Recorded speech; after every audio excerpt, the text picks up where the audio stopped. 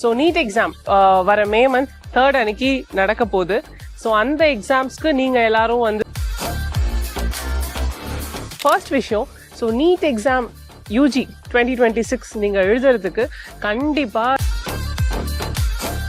I am not going to talk about syllabus, எப்படி நீங்கள் படிக்கணும், ஃபிசிக்ஸ் கெமிஸ்ட்ரி எல்லாம் எப்படி அட்டென்ட் பண்ணணும், பயாலஜி எவ்வளோ கான்சன்ட்ரேட் பண்ணணும், அதெல்லாம் நான் பேசல. நிறைய ரூரல் ஏரியால இருக்க ஸ்டூடெண்ட்ஸ்க்கு ரீச் ஆக முடியாத விஷயங்களை மட்டும் நான் 1-2 விஷயம் ஹைலைட் பண்ணி சொல்றேன். நிறைய இடத்துல நடக்கிற ஒரு காமன் ஸ்கேம் என்ன அப்படின்னா வந்து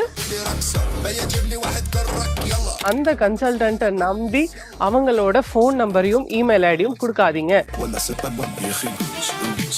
இதனால இந்த மாதிரி ஒரு சின்ன விஷயத்தால வந்து 1 வருஷத்தை 2 வருஷத்தை லூஸ் பண்ண ஸ்டூடெண்ட்ஸ் எல்லாம் நான் பார்த்துருக்கேன். வியட்நாம்ல மெடிசன் படிக்கிறதுக்கு நீட் வேணுமா? அதுக்கான ஆன்சர் வந்து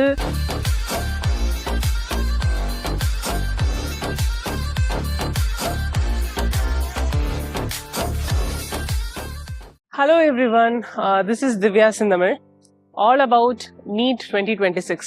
So NEET exam வர மே மந்த் 3rd அன்னைக்கு நடக்க போகுது. ஸோ அந்த எக்ஸாம்ஸ்க்கு நீங்கள் எல்லாரும் வந்து லைக் இப்போ உங்களோட போர்டு எக்ஸாம்ஸ்க்கு ப்ரிப்பேர் பண்ணிட்டு இருப்பீங்க. ஸோ அதே மாதிரி நீட் எக்ஸாம்க்கு நீங்கள் என்னென்ன ப்ரிப்பேர் பண்ணணும் அப்படின்றதுக்கான சின்ன சின்ன tips. I am not going to talk about syllabus, எப்படி நீங்கள் படிக்கணும், ஃபிசிக்ஸ் கெமிஸ்ட்ரி எல்லாம் எப்படி அட்டென்ட் பண்ணணும், பயாலஜி எவ்வளோ கான்சன்ட்ரேட் பண்ணணும், அதெல்லாம் நான் பேசல. நான் சின்ன சின்ன விஷயங்கள், நிறைய ரூரல் ஏரியால இருக்க ஸ்டூடெண்ட்ஸ்க்கு ரீச் ஆக முடியாத விஷயங்களை மட்டும் நான் 1-2 விஷயம் ஹைலைட் பண்ணி சொல்றேன். ஸோ ஃபர்ஸ்ட் விஷயம், ஸோ நீட் எக்ஸாம் யூஜி 2026 நீங்கள் எழுதுறதுக்கு கண்டிப்பாக ரிஜிஸ்ட்ரேஷன் பண்ணியிருக்கணும். ஃபர்ஸ்ட் விஷயம். ஸோ என்டிஏ வெப்சைட்டில் போயிட்டு நீட்கான ரிஜிஸ்ட்ரேஷன் லிங்க் ஓப்பனில் தான் இருக்குது. March 8, 2026 வரைக்கும் தான் அந்த லிங்க் ஓப்பன்லயும் இருக்கும். ஸோ அதனால நீட் 2026 எக்ஸாம் எழுதுறதுக்கான ரிஜிஸ்ட்ரேஷனை நீங்க இப்பவே பண்ணிடுங்க. ஸோ அந்த ரிஜிஸ்ட்ரேஷன் பண்றதுக்கு உங்களோட ஆதார் கார்டு, கம்யூனிட்டி சர்டிஃபிகேட், இது எல்லாமே டீட்டெயில்ஸ் கரெக்டா இருக்கா அப்படின்னு சொல்லிட்டு செக் பண்ணிக்கோங்க. இது ஒரு விஷயம். முக்கியமான விஷயம் என்னன்னா, நிறைய பேர் மேபி நிறைய கன்சல்டண்டா இருக்கட்டும், நிறைய ஸ்டூடெண்ட்ஸ் வந்து அவங்களோட ரிலேட்டிவ்ஸ், கார்டியன் கிட்ட அவங்க நம்புற ஒரு கன்சல்டன்ட் கிட்ட, so etcetera so and so person கிட்ட, ஃபார் எக்ஸாம்பிள் கம்ப்யூட்டர் சென்டர் வச்சிருக்க ஒரு பர்சன் கிட்ட, லைக் ஜெராக்ஸ் கடை வச்சிருக்க ஒரு பர்சன் கிட்ட சொல்லி நீட்காக அப்ளை பண்றாங்க. அப்படி அப்ளை பண்ணும்போது நிறைய இடத்துல நடக்கிற ஒரு காமன் ஸ்கேம் என்ன அப்படின்னா வந்து, ஸோ அந்த கன்சர்ன் ஸ்டூடெண்டோட பேரண்டோட இமெயில் ஐடியையும் ஃபோன் நம்பரையும் கொடுக்க மாட்டாங்க. அப்படின்னும் போது உங்களுக்கு ரெகுலர் அப்டேட்ஸ் கிடைக்காது. ஸோ வாட்ஸோ எவர் இட் மேபி, என்ன ரீசனாக இருந்தாலும் நீங்கள் நீட்டுக்கு ரிஜிஸ்டர் பண்ணும்போது உங்களோட ஃபோன் நம்பரும் உங்களோட மெயில் ஐடி மட்டும் கொடுங்க. யாரா இருந்தாலும், இன்க்ளூடிங் மீ, நானா இருந்தாலும் என்னோட ட்ரஸ்டட் கன்சல்டன்ட் இவங்க அப்படின்னு சொல்லிட்டு அந்த கன்சல்டன்ட்டை நம்பி அவங்களோட ஃபோன் நம்பரையும் இமெயில் ஐடியும் கொடுக்காதீங்க. உங்களோட phone number, email ID or உங்க அப்பாவோட அம்மாவோட ஃபோன் நம்பர், இமெயில் ஐடியில நீங்க உங்களோட நீட் ரெஜிஸ்ட்ரேஷன் பண்ணிக்கோங்க. வை? பிகாஸ் இந்த நீட் ரெஜிஸ்ட்ரேஷன் நீங்க எக்ஸாம் எழுதுறதோட மட்டும் ஸ்டாப் ஆக போறது இல்லை. அதுக்கப்புறம் நீங்க கவுன்சிலிங் அட்டென்ட் பண்ண போறது. இஃப் இன் கேஸ் நாங்க கவுன்சிலிங்ல எதுவுமே லைக் நான் ப்ரொசீட் பண்ணாம எனக்கு வந்து நான் கட்டின பேமெண்ட்டை நான் ரீஃபண்ட் வாங்குறேன் அப்படின்னு சொல்லிட்டு நீங்க லாஸ்ட் Februaryல வாங்குவீங்க. ஸோ அது வரைக்கும் கிட்டத்தட்ட நெக்ஸ்ட் 1 இயருக்கு உங்களுக்கு இந்த மெயில் ஐடியும் ஃபோன் நம்பரும் வேணும்.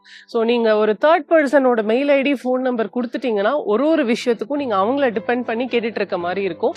So for so many reasons, ஏன்னா இது ஒரு விஷயமா இதெல்லாம் ஏன் பேசுறீங்க அப்படின்னா, இது ஒரு பெரிய விஷயமா வந்து லைக் நிறைய ஸ்டூடெண்ட்ஸை நான் ஃபேஸ் பண்ணேன். நிறைய ஸ்டூடெண்ட்ஸ்க்கு நான் பார்த்துருக்கேன்.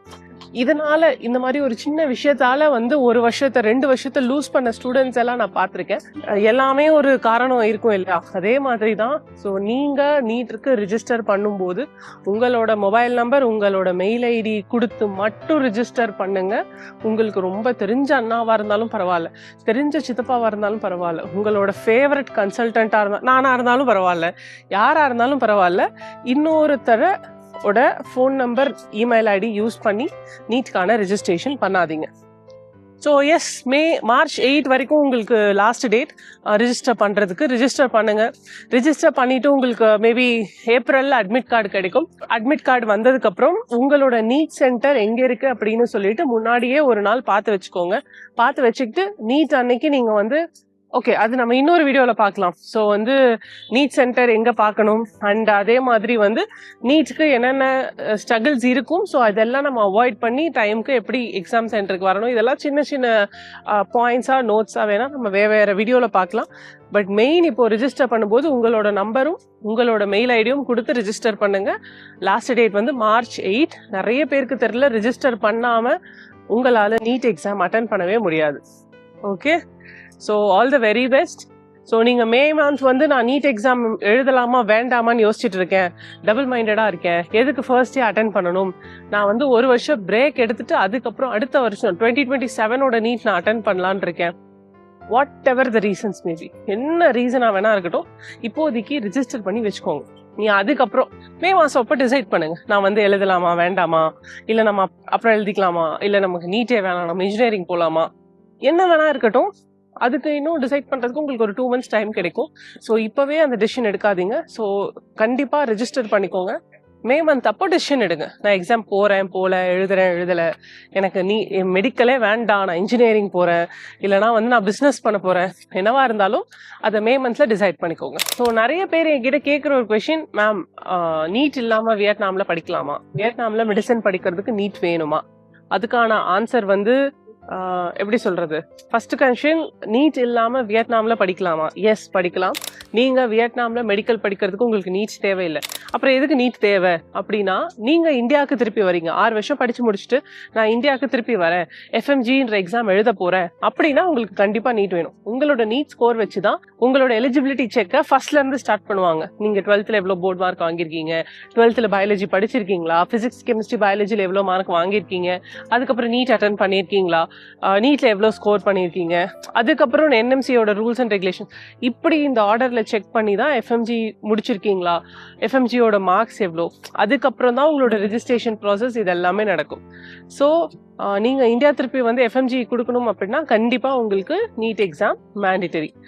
அண்ட் இன் சம் யூனிவர்சிட்டிஸ், வியட்நாம்லேயும் சில யூனிவர்சிட்டிஸில் வந்து they are asking for NEET qualification is must. நீட்டில் நீ நாட் குவாலிஃபைடாக இருந்தால் சில யூனிவர்சிட்டிஸில் அட்மிஷன்ஸ் எடுத்துக்க மாட்டாங்க. ஸோ மெடிக்கல் அட்மிஷன்ஸ் இன் வியட்நாம்னு பார்க்கும்போது நீட் வேணுமா வேண்டாமா அப்படின்னா, it's better to write NEET and it's better to get qualified. இதுதான் உங்களுக்கு ஈஸியஸ்ட் ஆப்ஷனாக இருக்கும். இல்லை அப்படின்னும் போது என்னென்ன பண்ணலாம், என்னென்ன ஆப்ஷன்ஸ் இருக்குது அப்படின்றத நீங்கள் என்கிட்ட ஃபோன் பண்ணலாம், கேட்கலாம், அதை நான் உங்களுக்கு சொல்கிறேன். பட் இந்த வீடியோ நம்ம இதோட க்ளோஸ் பண்ணலாம். So those who want to get registered for NEET, just do it. So exam எழுதலை, தட் இஸ் செகண்டரி, அது அப்புறம் பார்த்துக்கலாம். பட் இப்போதைக்கு நீட்டில் ரெஜிஸ்டர் பண்ணுங்கள், உங்களோட ஃபோன் நம்பர் கொடுத்து ரெஜிஸ்டர் பண்ணுங்கள், அதுக்கப்புறம் மே மந்த் நீட் எழுதுங்க. தேங்க்யூ.